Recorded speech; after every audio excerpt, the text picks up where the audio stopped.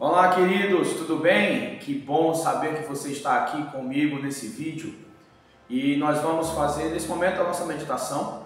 Vamos meditar no texto bíblico e nós vamos fazer a aplicação para as nossas vidas, sabendo que esse canal tem esse objetivo de trazer meditações, reflexões, análise em frases de livros. Então, se você não é inscrito, se inscreve no canal. Dá o seu like para ajudar o engajamento desse vídeo e deixe o seu comentário. Eu estou gostando muito dos comentários para aprimoramento, comentários de pessoas dando aquele apoio ao nosso canal. Então deixe o seu comentário é muito importante para o nosso canal, para podermos construir conteúdos de qualidade, conteúdos que vão fazer diferença na sua vida. Então, fica aqui o meu agradecimento a você que nesses últimos 3 vídeos tem estado ali assistindo e comentando. Então, muito obrigado, que Deus abençoe a sua vida. O texto que nós vamos ler hoje é o Salmo número 2 e vamos fazer a leitura. Nós vamos fazer a leitura de uma forma diferente da outra leitura do Salmo 1. Nós vamos fazer a leitura num agrupamento de versos. No caso, nós vamos fazer a leitura do 1 ao 3, do 4 ao 6, do 7 ao 9 e do 10 ao 12. Então, para que a gente possa ter uma compreensão daquilo que está sendo falado no texto, tá bom? Então, fica aqui comigo na leitura desse capítulo maravilhoso da Palavra de Deus. Bem, vamos à leitura. Salmo de número 2, começando do verso 1 até o verso 12. Então, o Salmo diz assim: porque os povos, cheios de ódio, se reuniram, porque estão fazendo planos tolos, tentando enganar a Deus? Os líderes das nações se reuniram e traçaram planos para derrotar o Senhor e o seu escolhido. Esta foi a decisão que tomaram: vamos quebrar essas correntes e acabar com essa escravidão a Deus. Bem, como podemos ver nesse texto, é um texto que traz 2 abordagens. Primeiro, fica muito nítido que é um texto messiânico, onde Deus está falando do seu filho, do seu ungido, do rei a qual ele escolheu. E também temos uma menção que esse salmo é um salmo de Davi, escrito por Davi, porque esse salmo ele foi mencionado 18 vezes no Novo Testamento pelos apóstolos. Então, e todos eles remetem à autoria ao rei Davi. Então, o rei Davi ele pode estar falando do seu momento de coroação e das dificuldades que ele estava encontrando nesse momento, mas esse salmo é um salmo que remete a Deus e a Jesus, então ao Pai e ao Filho. Então é um salmo messiânico, um salmo onde vamos ver a humanidade procurando construir uma rebelião contra Deus e contra o seu ungido. Então eles estão ali questionando a autoridade, eles estão questionando aquilo que Deus está fazendo, questionando o poder de Deus sobre as nações. Então, esses 3 primeiros versos eles falam sobre essa rebelião. E se a gente for parar para pensar sobre a questão dos povos se rebelaram, nós podemos voltar no tempo e andar em toda a cronologia da história, porque começa tudo lá na Torre de Babel, com Nimrod, aonde a terra dominaria o céu, aonde o próprio ser humano estaria colocando Deus subjugado à sua vontade. Então, se a gente for parar para analisar também os faraós que queriam ser Deus e que queriam tomar o lugar de Deus, a gente percebe que os faraós eles tinham essa intenção de subjugar, de controlar, de se sentirem mais do que Deus e se colocar no lugar de Deus. Mas a gente vê que aonde ficou o reinado dos faraós, aonde está a Torre de Babel, aonde está Nimrod, e Vamos, se a gente continuar, vou continuar mais alguns aqui. Aonde está Nabucodonosor com toda aquela sua vontade de ser maior do que Deus, aonde ele, um dado histórico, onde ele mesmo gravava as pedras, aonde ele construía as suas muralhas, os seus templos, ele colocava lá a marca do Nabucodonosor. Ele queria mostrar no seu egocentrismo que ele era maior, que ele era Deus na terra. E a gente vê o final de Nabucodonosor se rendendo e dizendo: olha, não existe Deus maior do que o Deus de Israel. Se a gente for continuar nesse processo, teriam tantos outros, Alexandre o Grande no reinado grego, aonde estão todos os Césares que passaram, que tentaram subjugar, que tentaram acabar com o povo de Deus, que perseguiram, que mataram Calígula, Nero, Diocleciano, Júlio César e tantos outros, Marcos Aurélio. Aonde estão todos esses que tentaram subjugar? Trazendo para os nossos dias, onde é que está o fascismo? Onde é que está o nazismo? Onde é que está o comunismo que matou tantos no período da União Soviética, lá no século 17, que fez aquele massacre aos cristãos? Aonde está todo esse povo? Aonde esse povo chegou? E Deus continua no controle de todas as coisas. Esse povo não chegou em lugar nenhum. E o reino de Deus continua crescendo. O povo de Deus continua crescendo.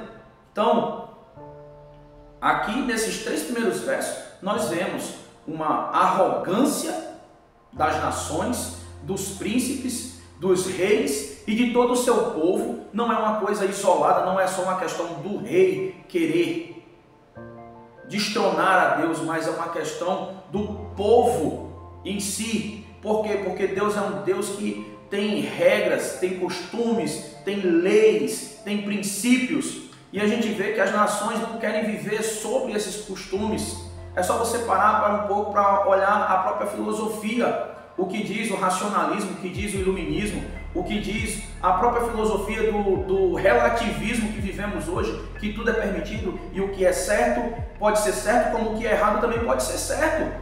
Então, vivemos num momento muito difícil, mas Deus não deixou de estar no controle de todas as coisas. Em seu trono no céu, o Senhor ri e faz pouco caso dos tolos planos dos homens. Quando chegar a hora certa, ele vai mostrar ao mundo a sua ira. Os homens ficarão desorientados com medo da ira de Deus. O Senhor anuncia a todo o mundo: escolhi o meu rei, coloquei o seu trono em minha cidade, Jerusalém. Vamos analisar esse verso. O verso deixa muito claro que Deus olha todos esses planos dos homens, dos reis, dos Césares e de tudo que está acontecendo. Eu entendo que esse salmo aqui não é um salmo apenas que aconteceu no passado, mas é um salmo que acontece nos nossos dias. É um salmo que onde o mundo tenta, todas as nações tentam destronizar Deus, e Deus continua olhando do céu e vendo e dizendo: olha, eu estou no controle.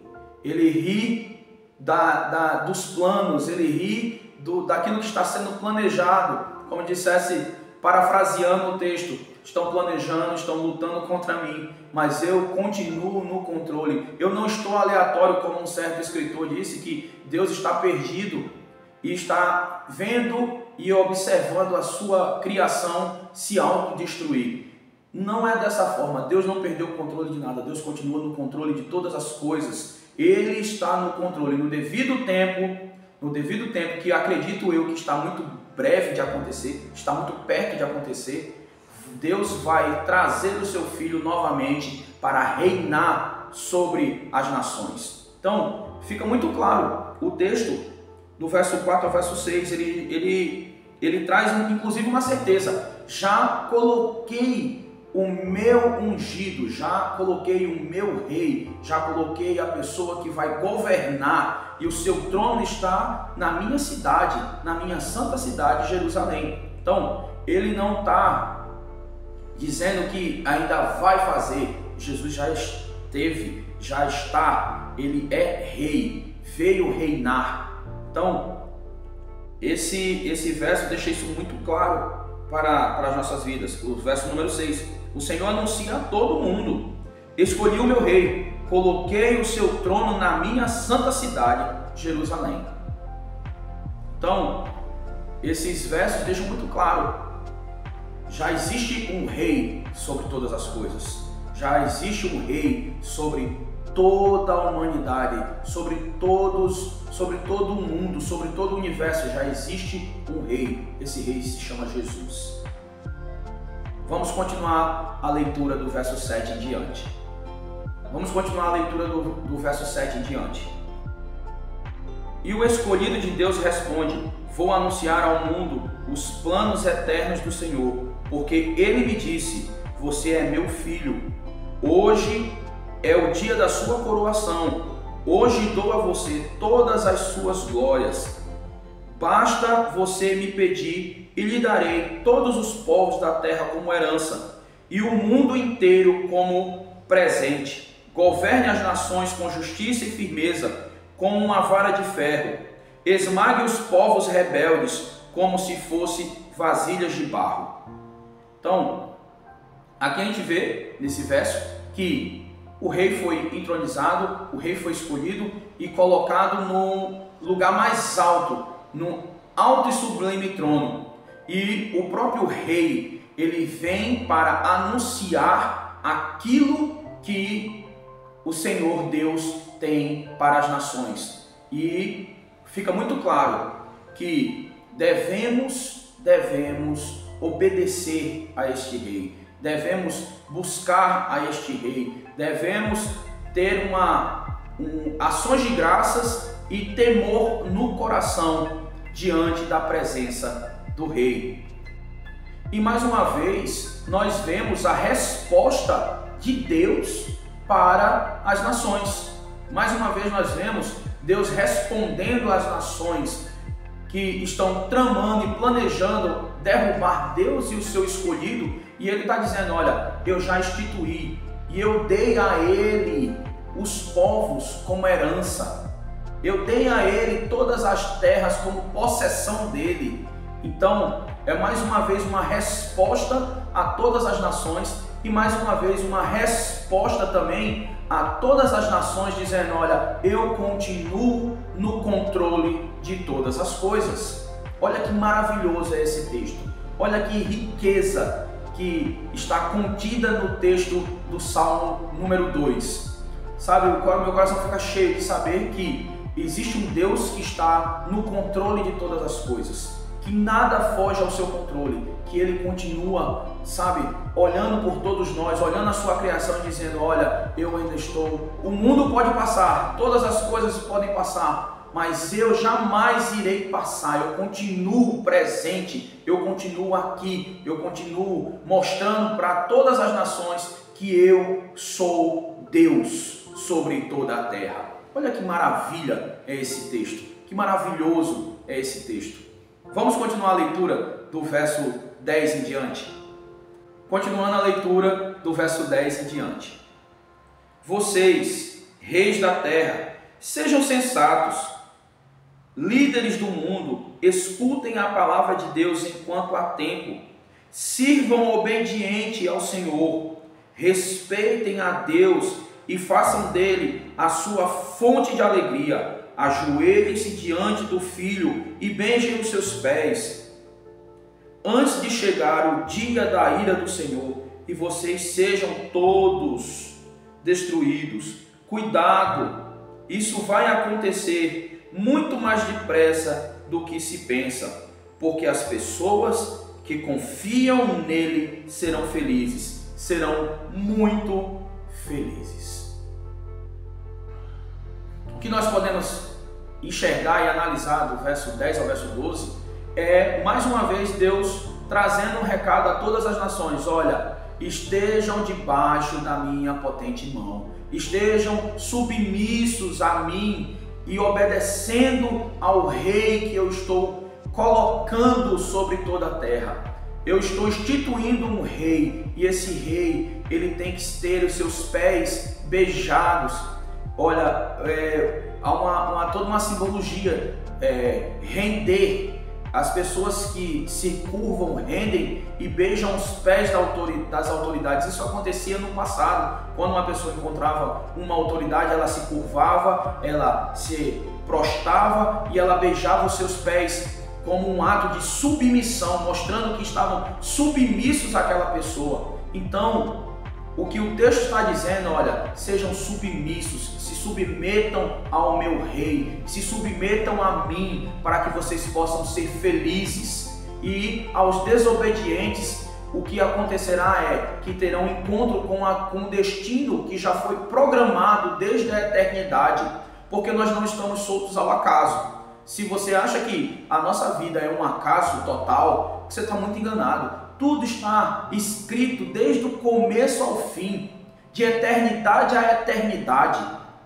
Então, se submeta diante de Deus, se prostre diante de Deus, se coloque diante de Deus, curve a sua cabeça, proste a sua fronte, decline o corpo diante da autoridade daquele que é mais do que todas as coisas, daquele que criou todas as coisas, e nós seremos muito felizes, nós viveremos em paz.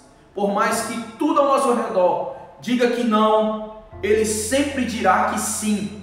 E se Ele promete paz, felicidade àqueles que obedecem, àqueles que são submissos, então o Senhor, Deus, não é homem para mentir e muito menos homem para se enganar. Então, se Ele prometeu, Ele vai cumprir. Eu quero trazer 4 aplicações sobre esse texto para a sua vida. A primeira é: nós devemos confiar no Senhor, continuar confiando que Ele está no controle de todas as coisas. A segunda é que Ele continua sendo soberano. Eita, tá fugindo. Vamos lá, 1, 2, 3. Quero trazer 4 aplicações para as nossas vidas. A primeira é saber e reconhecer que Ele é soberano e que Ele está assentado no trono e que continua regendo a história do mundo. Segunda aplicação para as nossas vidas é que, além de não ter perdido o controle, nós precisamos confiar que Ele continua no controle, que Ele continua sendo Deus. Então, a nossa confiança, como o texto diz, nós não confiamos, uns confiam em carros, outros em cavalos, mas nós, porém, confiamos no Senhor dos Exércitos. Então, a nossa confiança tem que estar plena naquele que é o autor e consumador da nossa fé. A terceira aplicação para as nossas vidas é que nós devemos servir com alegria, com júbilo, e nós devemos ter a reverência de nos prostrarmos diante do Criador. A quarta aplicação desse texto é que nós temos que estar submissos a Cristo, submissos ao Rei que foi escolhido, ao Rei que está no trono, o Rei que está à destra de Deus Pai, aquele que foi escolhido pelo próprio Deus para reger todas as nações. E cabe a mim e a você estarmos submissos diante do Senhor. Bem, esse foi o nosso vídeo, foi a nossa meditação de hoje no Salmo de número 2. Espero que você esteja assistindo até o final. Se você ficou até aqui, até o final desse vídeo, muito obrigado. Deus abençoe a sua vida. Mais uma vez, se você não é inscrito nesse canal, se você não se inscreveu ainda, por favor, se inscreva, deixe um like, compartilhe e não esqueça de deixar o seu comentário, que é muito relevante para nós. Muito obrigado e que Deus abençoe a sua vida.